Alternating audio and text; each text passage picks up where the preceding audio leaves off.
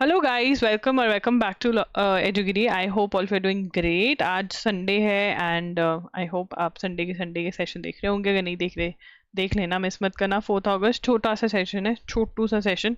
देखो, this is the beauty of studying current affairs daily. ठीक है, किसी दिन छोटा किसी दिन बड़ा, और अगर आप रेगुलरली अटेंड कर रहे हो तो और भी छोटा हो जाता है, क्योंकि जो रेपिटेशन है वो आपको ऑलरेडी आती है। ठीक है ना। Gandhi king foundation plan runs out FCRA hurdles. अब यहाँ पे FCRA क्या है, व्हाट इज FCRA? तो सबसे पहले तो FCRA की फुल फॉर्म पता होनी चाहिए आपको। FCRA की फुल फॉर्म है foreign contribution, foreign contribution, foreign contribution regulation act. तो FCRA क्या करता है? अब देखो यार, बाहर से जो पैसे आ रहे हैं, ठीक है ना, बाहर से पैसे आते हैं, ठीक है ना, फंड्स आते हैं। अब उन फंड्स का अच्छा यूज भी हो सकता है, बुरा यूज भी हो सकता है। ठीक है ना, कैसे अच्छा और बुरा यूज हो सकता है। अब जो मैं लिखूंगी वो मत लिखना, एग्जाम्पल के तौर पे लिख रही हूँ। किसी ने ABC ने पैसे भेजे, ठीक है ना, और उसने कहा कि स्कूल बनाओ आप। ये तो अच्छा काम है भाई, बुक्स खरीद के दो बच्चों को। ठीक है ना, ABC ने पैसे भेजे अच्छे काम के लिए, पर DCF ने पैसे भेजे कि बॉम्ब ब्लास्ट करवाओ।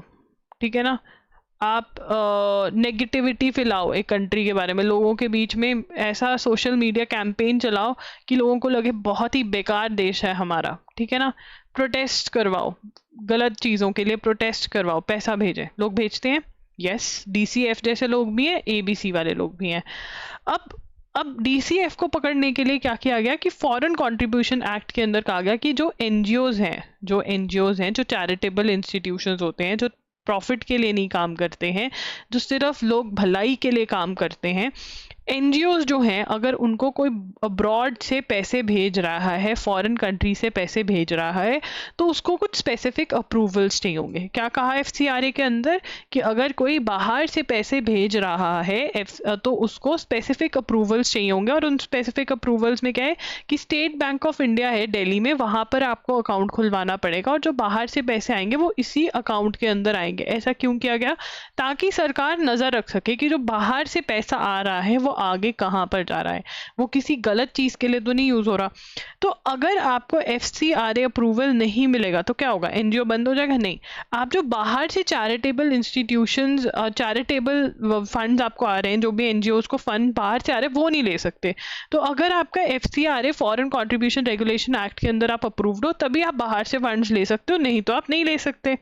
अब गांधी किंग फाउंडेशन के साथ क्या हुआ है? 4 years after the US president Donald Trump signed the Gandhi King Scholarly Exchange Initiative Act, US and Indian officials are trying to overcome the hurdles. Hurdles क्या होते हैं? Problems posed by the Foreign Contribution Regulation Act, which has held up funding for approximately $40 million initiative and in particular a Gandhi King Development Foundation. ठीक है ना, तो यहाँ पर क्या हुआ था? तो गांधी किंग फाउंडेशन, अब ये गांधी किंग फाउंडेशन क्या है, तो लिखेंगे Gandhi king foundation, Gandhi king foundation. तो गांधी किंग फाउंडेशन क्या है? गांधी किंग फाउंडेशन जो है वो क्या है? गांधी किंग फाउंडेशन में क्या हुआ था? 4 years after US president Donald Trump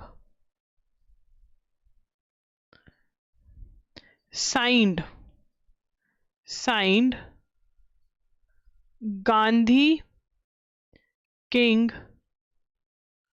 Scholarly Exchange Initiative Act। क्या साइन किया उन्होंने? साइन किया Gandhi king scholarly exchange initiative act. इसके अंदर इन्होंने कुछ डेवलपमेंट करनी थी, और उसके अंदर क्या होना था? उसके अंदर गांधी किंग डेवलपमेंट फाउंडेशन बननी थी। क्या बनना था? गांधी किंग डेवलपमेंट फाउंडेशन जो है वो बननी थी। ठीक है ना। अब ये क्यों नहीं बन पा रही है? क्या प्रॉब्लम आ रही है? The initiative set up to strengthen India ties through studying the history and legacies of Mahatma Gandhi and doctor Martin Luther mandated the setting up of 3 entities. तो इसके अंदर क्या था? स्टडिंग द, क्या करना था? Studying the history history and legacy, legacies of किनका, Gandhi, Mahatma Gandhi, of Mahatma Gandhi, of Mahatma Gandhi and king का, king doctor Martin King junior, doctor Martin Luther King junior, Martin Luther King junior, ठीक है ना। तो इसके अंदर क्या था, इनकी लेगेसीज पढ़नी थी, क्या स्टडी करनी थी, इनकी हिस्ट्री और इनकी लेगेसी की, इन्होंने क्या महान कार्य करे, और इसी के लिए क्या बनना था, इसी के लिए क्या होना था, सेटअप होने थे, सेटिंग अप ऑफ 3 एंटिटीज, कुछ 3 organisation, setting up of 3 organisations, ठीक है ना, 3 ऑर्गेनाइजेशंस, 3 एंटिटीज सेटअप होनी थी इसके अंदर। 2 of these were formed in 2021, an exchange programme for 20 scholars each year and a global academy. अब जो इसके अंदर से दो जो एंटिटीज हैं, 2 एंटिटीज फॉर्म्ड इन 2021 में 2 एंटिटीज फॉर्म हो चुकी हैं, जिसके अंदर से एक क्या है, एक जो है an exchange in the US, जो 2 एंटिटीज हैं वो यूएसए में बननी थी, और वो क्या था, एक तो एक्सचेंज प्रोग्राम था, तो एंटिटीज में 2 एंटिटीज जो यूएस में खुलनी थी वो तो खुल गई, जिसमें से एक क्या थी, 3 ऑफ दीज में से 2 खुल गई, जिसमें से एन एक्सचेंज प्रोग्राम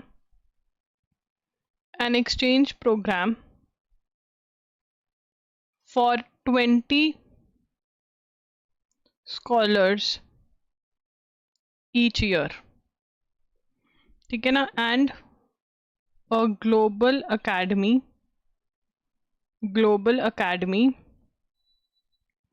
to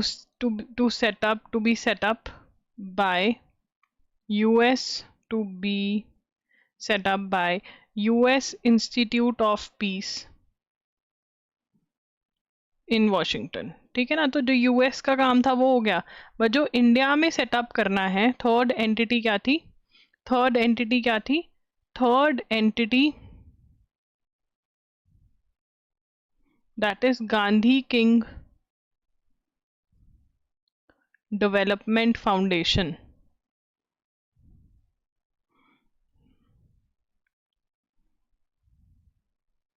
ठीक है ना। लिटिल प्रोग्रेस, मतलब कम प्रोग्रेस हुई है इसके अंदर, due to scrutiny, due to FCRA, US government funds for studies in India.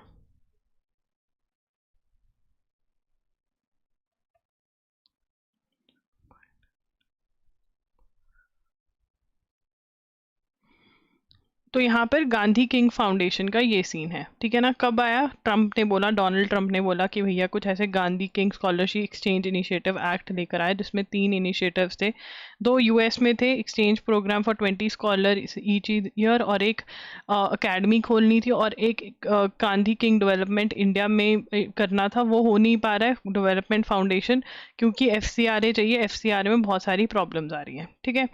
अब आगे चलेंगे, process of litigation frequently becomes a punishment, CGI क्या कह रहे हैं। अब जितने भी एनएल सैट वाले हैं, इसको क्वेश्चन फॉर्मेट में ज़रूर आंसर करें। Does the process of litigation frequently becomes a punishment, या is the process of litigation becomes a punishment, ये लिखेंगे, does the process of litigation frequently becomes a punishment, ठीक है ना। इसके ऊपर मैंने वैसे ये पोस्ट भी कर दिया, जिन जिन बच्चों ने एनएल सैट का आंसर राइटिंग का कोर्स लिया हुआ है वहाँ पर, तो आप देख पा रहे होगे, ये सब कुछ ऐसा पोस्ट होगा वहाँ पर, और डिस्कशन भी होगी वहाँ पे। तो यहाँ पर क्या कह रहे हैं, वो कह रहे हैं लिटिगेशन क्या होता है, what is litigation, litigation is court में जो केस चलता है, ठीक है ना, कोर्ट केस जो चलता है, कोर्ट में जो केस चलता है उसको लिटिगेशन कहते हैं। और वो कहते हैं कि क्योंकि कोर्ट केस ख़त्म नहीं होता, क्योंकि तारीख पे तारीख डलती रहती है, तो तारीख पे तारीख क्यों होता है? तारीख पे तारीख होती है तो क्या होता है, डिले हो जाता है और वो जूते घिस जाते हैं केस डिसाइड करवाते करवाते। तो इसलिए वो अपने आप में एक पनिशमेंट बन जाती है कोर्ट केस में जो बंदा बार बार जाता है, ठीक है ना। तो इसीलिए इन्होंने क्या सेट करी है, लोक अदालत, जिसके अंदर जल्दी से केस को डिसाइड करेंगे एमिकेबली। अच्छा भाई तुम बताओ तुम क्या चाहते हो, अच्छा तुम क्या चाहते हो, फ्रेंडली तरीके से ये खत्म करेंगे। और एससी के अंदर, सुप्रीम कोर्ट के अंदर इस बार लोक अदालत जो हैं वो बिठाई गई हैं। क्या बिठाई गई है सुप्रीम कोर्ट में? लोक अदालत। तो आओ इसको एक रीडिंग मार लेते हैं। Chief Justice of India D.Y. Chandrachud said long-winded litigation leave the exhausted public rooting for settlement of their disputes. यहाँ पर क्योंकि बहुत देर तक लिटिगेशन चलती रहती है, कोर्ट केस चलता रहता है, तो बहुत देर तक पब्लिक को वेट करना पड़ता है। Speaking at the commemoration of the week long special Lok Adalat at supreme court on Saturday, he highlighted the importance of Lok Adalat, a forum for settling pending cases amicably as an alternative dispute mechanism. तो ये हम note करेंगे, लोक अदालत क्या है, what is लोक अदालत, ठीक है ना। तो यहाँ पे लिखेंगे लोक अदालत, ठीक है ना। तो लोक अदालत क्या है? लोक अदालत जो है, it is a forum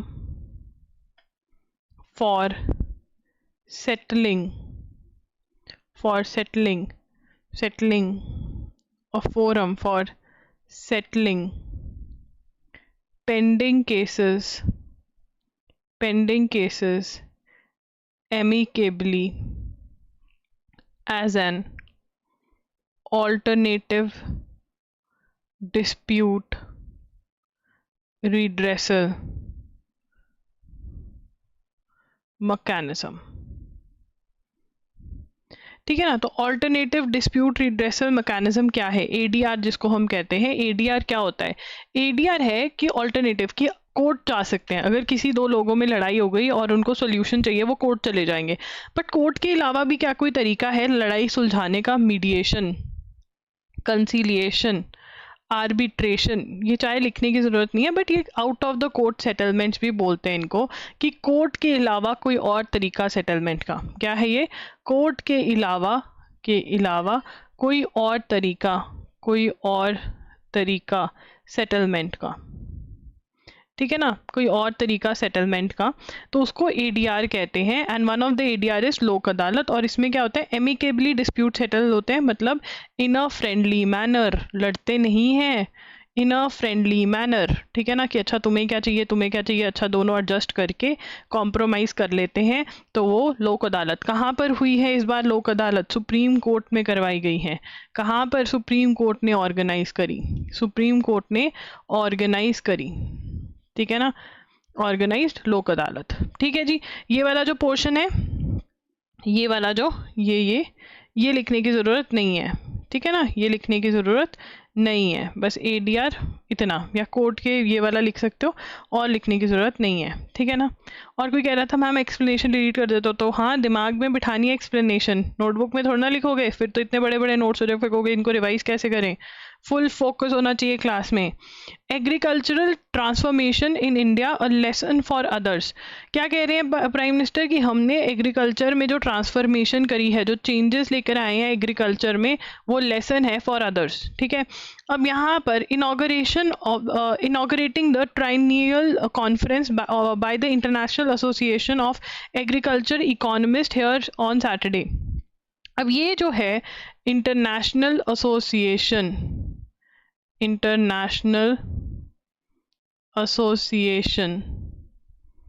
of Agricultural Economists कितने सालों बाद हुई? बहुत सालों बाद हुई। कितने सालों बाद हुई? बहुत सालों बाद हुई, ठीक है ना, तो बहुत सालों बाद हुई, ठीक है। क्या नाम है? International Association of Agriculture economist. वैसे तो होनी चाहिए ये, एक मिनट ब्लैक पेन उठाते हैं, वैसे तो ये होनी चाहिए हर 3 साल बाद, ठीक है ना, तभी इन्होंने कहा है ट्रीनियल। ट्रीनियल का मतलब क्या होता है? रेकरिंग एवरी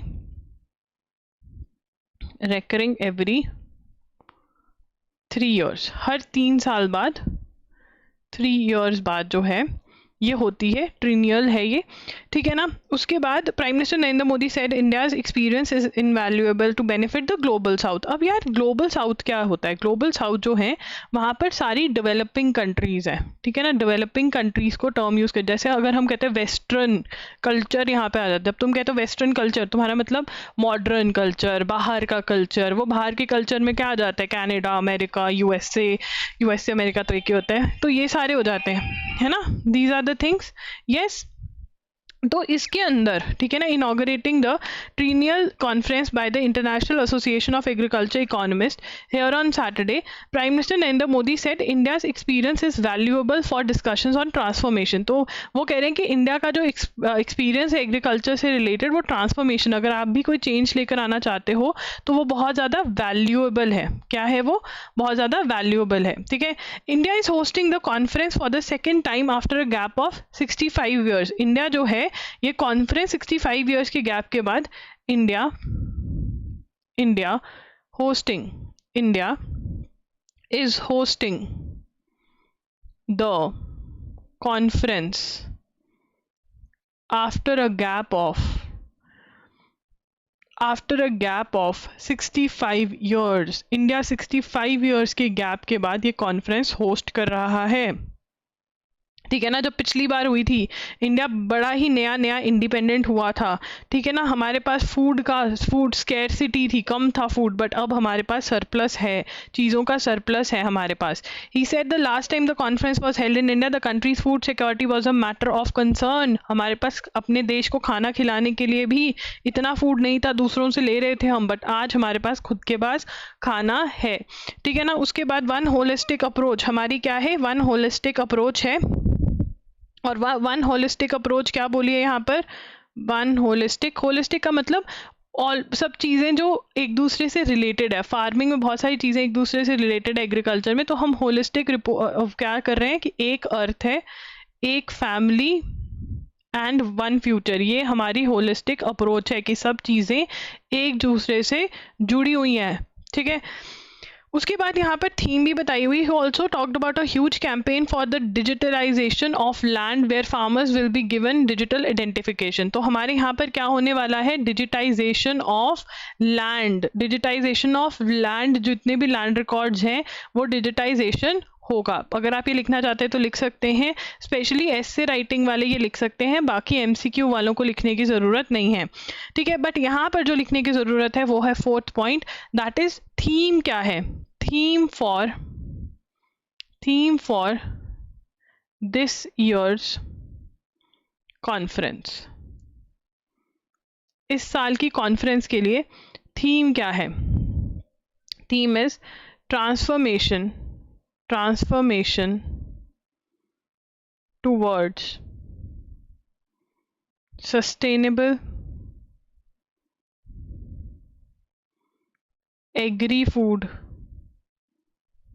systems, ठीक है ना। तो यहाँ पर क्या है? Transformation towards sustainable agri food systems. तो ये थीम है। थीम जो होती है वो बहुत ज़्यादा इंपॉर्टेंट होती है, ठीक है ना। अब एक और जो फैक्ट रिलेटेड चीज़, कौन लिख सकते हैं फैक्ट रिलेटेड चीज़? जितने भी ऐसे राइटिंग वाले बच्चे हैं वो लिख सकते हैं। अगर उनको कहीं पर ये फैक्ट लिखना है तो वो लिख सकते हैं that country has achieved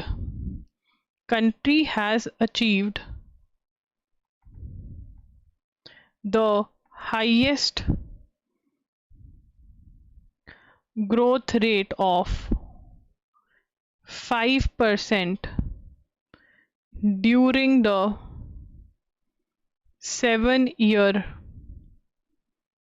period from 2017 to 2022-23। तो अगर हम बात करते हैं एग्रीकल्चर की, तो हमारी इतनी ग्रोथ जो है हमने इन 7 सालों में इस पीरियड में अचीव करी है। एंड अगेन ये सिर्फ ओनली ऐसे राइटिंग वाले जो हैं अपने फैक्ट्स के लिए यूज़ कर सकते हैं, ओनली ऐसे राइटिंग वाले, ठीक है जी। आगे चलेंगे। Renowned classical dancer Yamini Krishnamurthy passed away, ठीक है। भरतनाट्यम के लिए जानी जाती हैं, ठीक है ना। Bharatanatyam classical dancer Yamini Yamini Krishnamurthy died. ठीक है ना। अब यहाँ पे क्वेश्चन क्या आता है कि she was in news, she died recently, which dance form, या क्या है ये, डांसर है, तो भरतनाट्यम और डांसर हमें याद रखना है यामिनी कृष्णमूर्ति से रिलेटेड। ठीक है, आगे चलेंगे। Unicommerce announces OFS in Uni E-Solutions Limited, which is into providing information technology solutions for e-commerce, has announced an offer for sale. हाँ, ये नहीं आएगा, सॉरी ये नहीं, मुझे लगा ये कुछ और है, वो नहीं है ये। आगे चलेंगे। वो कह रहे हैं हार्ट अटैक्स और स्ट्रोक जो हैं वो कम हुए जिन जिन लोगों ने कोविड वैक्सीनेशन लगवाई। अभी तक कोविड वैक्सीनेशन के साथ क्या कहा जा रहा था कि भाई हार्ट अटैक ज़्यादा हो रहे हैं जिन्होंने वैक्सीन लगाई है, बट एनालिसिस के बाद पता चला है जिसने भी एस्ट्राजेनेका लगवाई थी, ठीक है ना, फाइजर वैक्सीन लगवाई थी, ठीक है ना, उनको हार्ट अटैक मतलब जनता को कम हुए हैं, ठीक है ना, हार्ट अटैक्स रिड्यूस हुए हैं। तो ये पढ़ लेते हैं। A new study that analyse the health record of 46 million which is already the whole adult population of England has found that the incident of heart attack and strokes was lower after COVID-19 vaccine than before और without vaccination during the first 2 years of vaccination program. Heart attacks and strokes were up to 10% lower in 13 to 14 weeks after the first dose and 27% after the second dose of AstraZeneca vaccine. तो अब यहाँ पर ये क्या कह रहे हैं कि वैक्सीन तो अच्छी है क्योंकि हार्ट अटैक और स्ट्रोक नहीं हुआ इससे। तो यहाँ पर क्या बोल रहे हैं, एस्ट्राजेनेका वैक्सीन, ठीक है, study found that incidence of heart attacks and strokes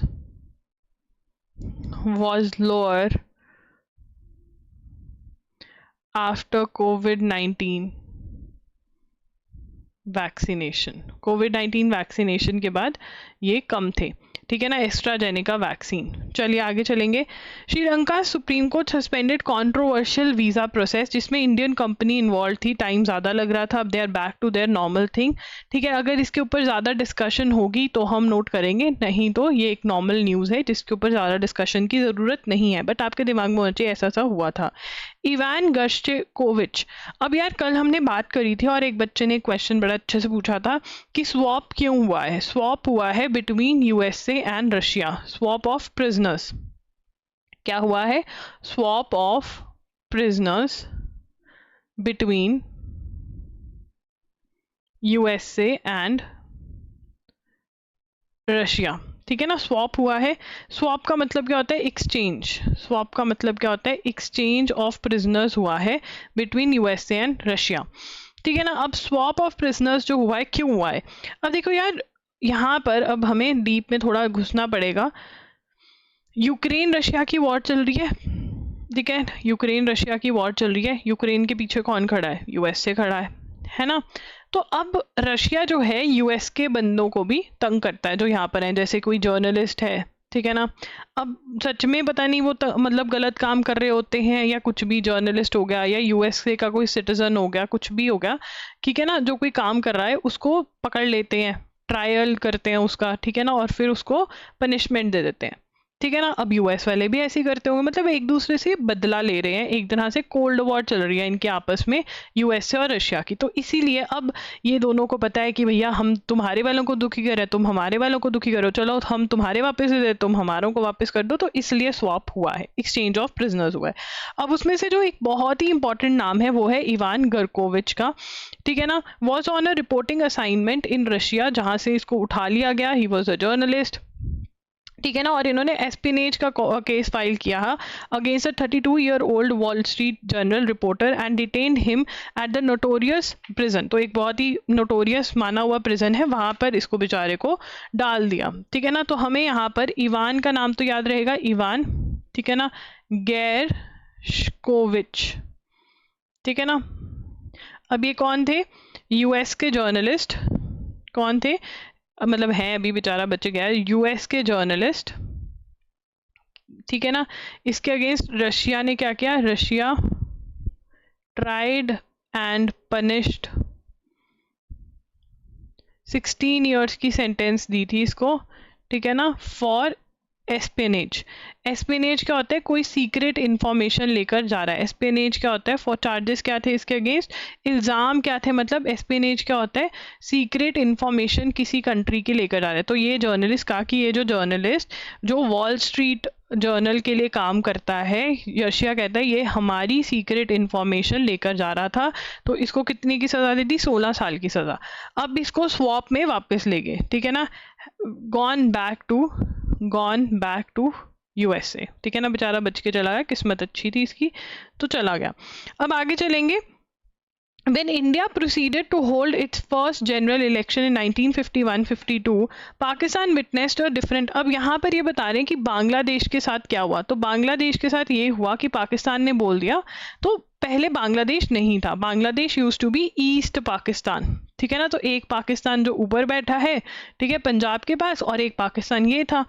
अब ये जो ऊपर वाला पाकिस्तान था, इसने बोल दिया कि हर जगह उर्दू लैंग्वेज में पढ़ाई होगी। तो ईस्ट पाकिस्तान वाले कहते हैं हाँ ये क्या, उर्दू का वो नहीं था यहाँ पर। तो इन्होंने वहाँ से लैंग्वेज मार्टियर्स हुए, फाइट करी इनके साथ, क्या पैसे कैसे कर सकते हो। फिर अल्टीमेटली ईस्ट पाकिस्तान आज़ाद हुआ, बांग्लादेश बना। एंड उसके अंदर कौन था जो मोस्टली इन्वॉल्व था, शेख हसीना के फादर, शेख हसीना के शेख मुजीबुर रहमान जो थे, ही वॉज इन्वॉल्व। अब जो शेख हसीना है, she is the PM of Bangladesh. बहुत ज़्यादा प्रोटेस्ट हो रही है इनके अगेंस्ट, ठीक है ना। अब देखते हैं आगे क्या हो रहा है, लोग इनसे ज़्यादा खुश नहीं हैं, तो हमें पता होना चाहिए बांग्लादेश में प्रोटेस्ट चल रही है। अल्जाइमर का नया ब्लड टेस्ट आया है, ठीक है ना।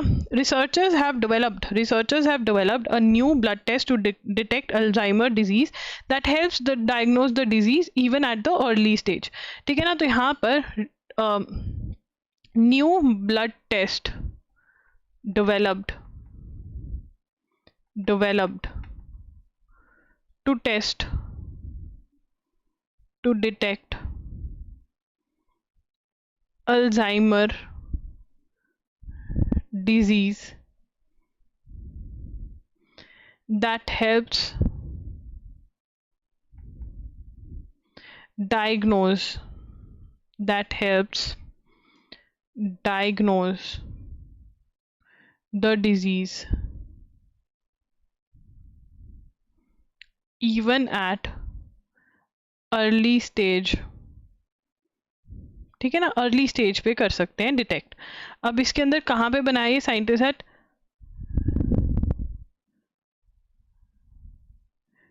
Scientist at Lund university in Sweden, ठीक है ना। अब ये टेस्ट का नाम क्या है, प्रीसीविटी AD2, ठीक है ना। ये नेम ऑफ द टेस्ट लिख लो, name of the test. University Lund University Sweden में है, ठीक है ना। और new blood test develop for Alzheimer's disease, ठीक है। अर्ली स्टेज में भी ये डिजीज जो है पकड़ी जा सकती है, ठीक है। अ 7 जज bench of Supreme Court has ruled that states have the power to subdivide schedule caste into groups. अब ये हम ऑलरेडी पढ़ चुके हैं, ठीक है ना। इसके अंदर ये रेपिटेशन है, ठीक है। इसके पास हम वापस दोबारा से आएंगे, पहले हम नई वाली कर लेते हैं। The first of its kind TB prevalence. अब यहाँ पे तमिलनाडु में टीबी के टेस्ट हुए, तो पता चला कि लोगों के जो पहले वाला टेस्ट होता है वो भी किया गया, बट फिर चेस्ट एक्सरे करा तो डिटेक्शन हुआ। तो उन्होंने कहा चेस्ट एक्सरे जो है उसको प्रेफरेंस देनी चाहिए, ठीक है ना। तो इसमें से हमें नोट नहीं करना। जो आइए अब हम अपनी सुप्रीम कोर्ट की जजमेंट पढ़ लेते हैं।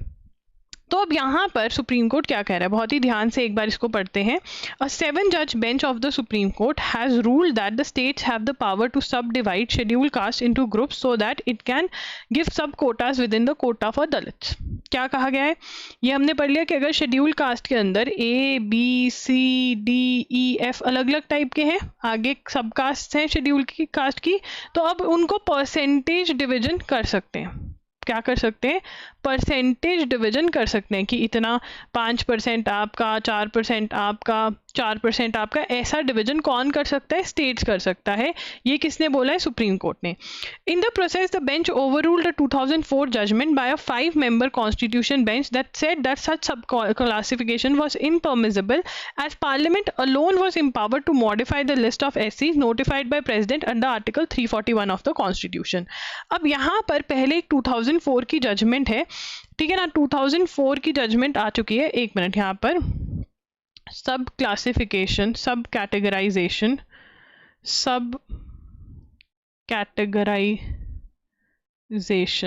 ऑफ, नहीं, हाँ, sub quota, sub categorisation in SC and ST, ठीक है ना, इन रिजर्वेशन ही कर देते हैं, ठीक है ना। अब यहाँ पर सबसे पहली चीज़ हमें क्या पता चली है कि 2004 के अंदर एक जजमेंट आई थी, ठीक है ना। 2004 के अंदर जो जजमेंट आई, EV Chinnaiah versus state of, कौन सी जजमेंट थी? EV चन्नैया, स्पेलिंग देख लो मैं, Chinnaiah versus state of Andhra Pradesh, state of Andhra Pradesh. अब इस जजमेंट के अंदर क्या बोला? सुप्रीम कोर्ट ने बोला कि नहीं भाई, क्लासिफिकेशन नहीं अलाउड है, ठीक है। सुप्रीम कोर्ट ने क्या बोला, यहाँ पर लिखेंगे, 2004 जजमेंट में 5 जजेस थे इसके अंदर जिन्होंने डिसाइड किया, क्या डिसाइड किया? 5 जजेस ने मिलकर ये डिसाइड किया, सच सब क्लासिफिकेशन was impermissible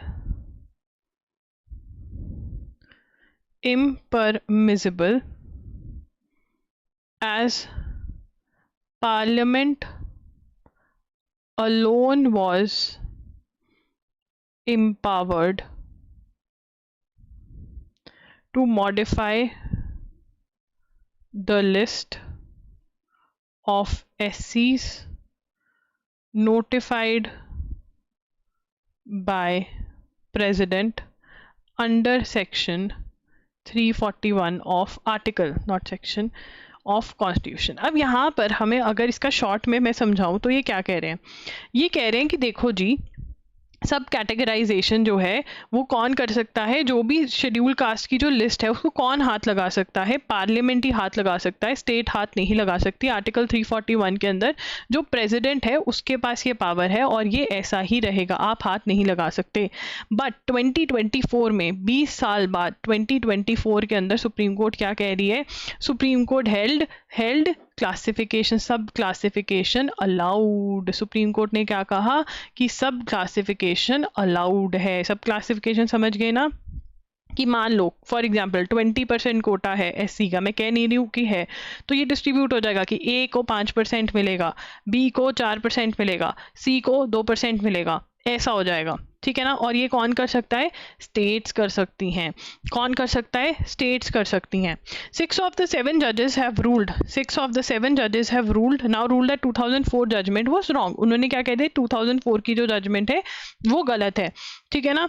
उसके बाद यहाँ पर ही डिसएग्रीड दैट द एक्ट, तो यहाँ पर वो जो हमने पढ़ा था कि होमोजीनियस नहीं है, कि सुप्रीम कोर्ट नहीं, शेड्यूल कास्ट जो है वो होमोजीनियस नहीं है।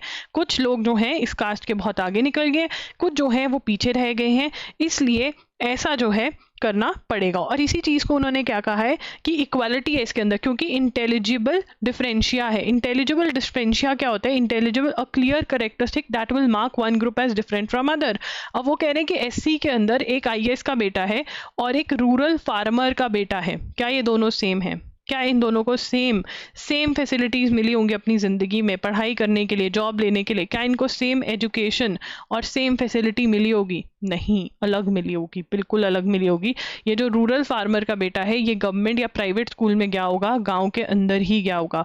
बट एक IAS का बच्चा जो है, अगर IAS गांव में भी सर्व कराए तो उसका बच्चा शहर में, सिटी में पढ़ रहा होगा, एक अच्छे स्कूल में पढ़ रहा होगा, शायद डे बोर्डिंग में पढ़ रहा होगा, ठीक है ना। और एक IAS के बच्चे को जो सपोर्ट मिलेगी क्योंकि उसके फादर मदर IAS हैं तो वो अलग ही मिलेगी। रूरल फार्मर को तो पता भी नहीं होगा कि मेरा बेटा क्या कर सकता है आगे। तो इन दोनों में बिल्कुल डिफरेंशिएशन है और इसी के लिए टर्म क्या यूज़ करी है?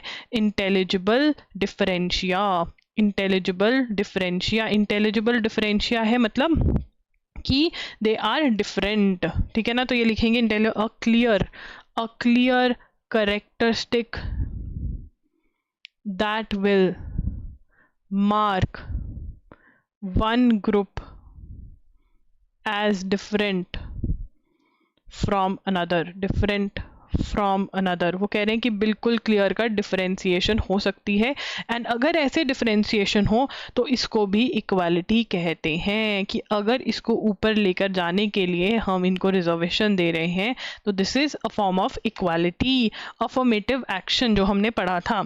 उसके बाद यहाँ पर आगे पढ़ेंगे, the CGI has held that sub classification will not only in any way be to, मतलब जो प्रेसिडेंशियल लिस्ट है, president has the power under article 341 which confers the power to notify schedule caste exclusively on the president. तो schedule caste को notify करना मतलब function under article 341 क्या था, to identify who came under the category of schedule caste but states are free. तो article 341 का वो क्या समझा रहे हैं, वो आर्टिकल 341 का कह रहे हैं कि ये अलग है 341 जो है वो कह रहे हैं कि इट इज अंडर 341 क्या है, 341 confers the power to notify SC on president. ठीक है ना, पावर किसके पास है कि एक शेड्यूल कास्ट को, कि ये कास्ट शेड्यूल कास्ट है, कौन नोटिफाई कर सकता है आज भी, प्रेसिडेंट।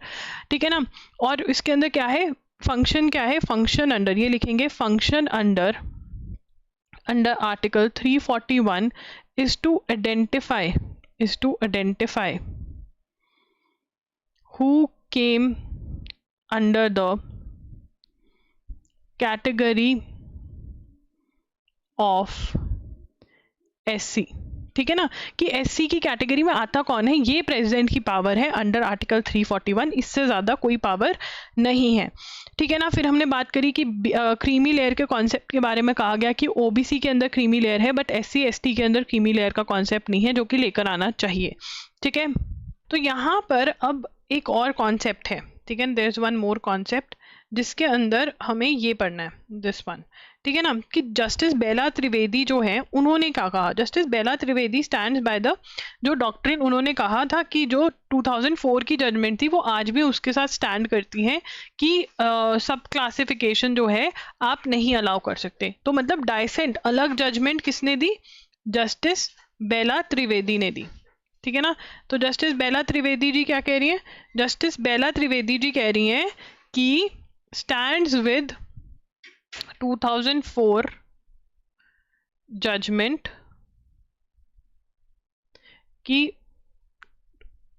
impermissible to subclassify, ठीक है ना, cannot touch list under article, मतलब स्टेट्स जो हैं आर्टिकल 341 जो प्रेसिडेंट की लिस्ट है उसको टच नहीं कर सकती। ये तो बेला त्रिवेदी ने बोला है। ठीक है, जस्टिस बेला त्रिवेदी।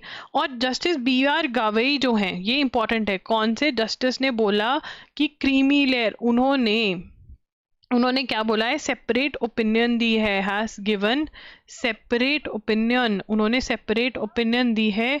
और उस सेपरेट ओपिनियन में वो क्या बोल रहे हैं, सेपरेट ओपिनियन में वो बोल रहे हैं कि SC ST पे भी क्रीमी लेयर का लगना चाहिए, ST ST पे भी क्रीमी लेयर का कॉन्सेप्ट लगना चाहिए। अभी OBC पे है, क्रीमी लेयर का कॉन्सेप्ट हम बहुत बार डिस्कस कर चुके हैं, 1 2 अगस्त का देख लेना। So guys do like this video, do subscribe to our channel and also please please please tell your friends about us. एंड अगर आपके रिजल्ट हमारे थ्रू आते, प्लीज प्लीज इंश्योर कि या तो आप logrian@gmail.com पे मुझे ईमेल लिखो, या फिर आप हमें इंस्टाग्राम पर ज़रूर बताओ, बिकॉज आप लोगों की सक्सेस अगर आप लोगों को बताओगे तो उनको मोटिवेशन मिलेगी और हमें भी मोटिवेशन मिलेगी टू कंटिन्यू।